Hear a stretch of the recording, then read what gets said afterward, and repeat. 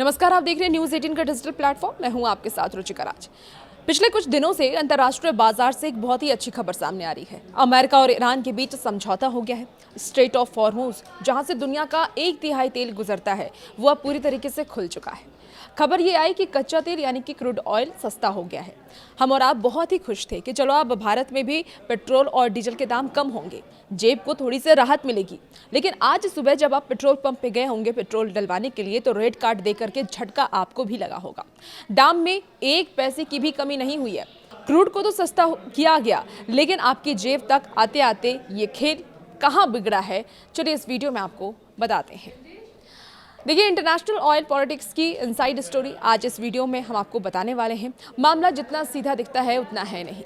America से deal होने के बाद ईरान ने हॉर्मुज स्ट्रेट को खोल दिया, लेकिन साथ ही एक नया संकट खड़ा हो गया है। ईरान ने अब हॉर्मुज स्ट्रेट से गुजरने वाले हर एक कमर्शियल जहाज और ऑयल टैंकर पर भारी टोल टैक्स लगाने की बात कह दी है। अब आप सोच रहे होंगे कि इससे क्या फ़र्क पड़ता है। फ़र्क बहुत बड़ा पड़ता है। दुनिया का सबसे ज़रूरी समुद्री तेल रास्ता होने के कारण भारत आने वाले कच्चे तेल का एक बहुत बड़ा हिस्सा इसी हॉर्मुज स्ट्रेट से होकर के गुजरता है। जब ईरान यहाँ टोल लगाएगा तो शिपिंग कंपनियों का खर्च अचानक से आसमान छूने लगेगा। और इसे एक सीधे गणित से आपको समझाते हैं।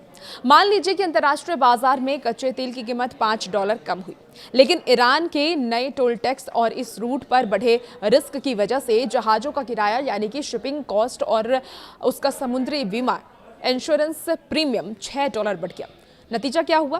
कच्चे तेल की मूल कीमत में जो गिरावट आई थी, उसे इस बढ़ी हुई शिपिंग कॉस्ट ने पूरी तरीके से बराबर कर दिया, बल्कि खर्च को और बढ़ा दिया। यानी कि जो तेल भारत को बंदरगाह तक सस्ते में मिलना चाहिए था, वो ट्रांसपोर्टेशन के इस नए पंगे की वजह से वापस से महंगा हो गया। अब बात करते हैं अपने देश की। देखिए, भारत में आज भी पेट्रोल और डीजल के दामों में कोई बदलाव नहीं हुआ है।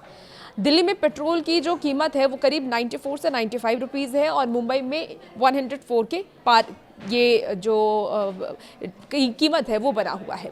डीजल का हाल भी कुछ ऐसा ही नज़र आ रहा है। भारत अपनी ज़रूरत का 85% से ज़्यादा कच्चा तेल बाहर से आयात करता है। भारतीय ऑयल मार्केटिंग कंपनी यानी कि IOCL, BPCL और HPCL अंतर्राष्ट्रीय कीमतों और शिपिंग कॉस्ट को मिलाकर के ही रोज़ सुबह 6 बजे नए रेट तय करती है।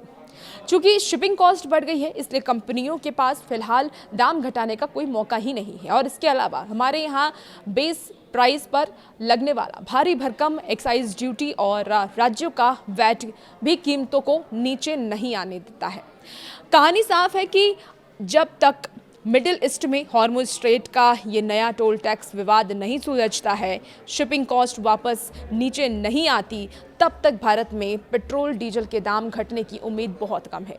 क्रूड ऑयल भले ही सस्ता हो जाए, लेकिन जब तक लाने का किराया महंगा रहेगा, हमारी जेब पर बोझ बढ़ता रहेगा। आपको क्या लगता है, क्या सरकार को टैक्स कम करनी चाहिए और कम होने से आम जनता को क्या राहत मिलेगी? अपनी राय कमेंट बॉक्स में ज़रूर बताइएगा। और वैसे वीडियोस के लिए बने रहिए न्यूज़ 18 के डिजिटल प्लेटफॉर्म के साथ।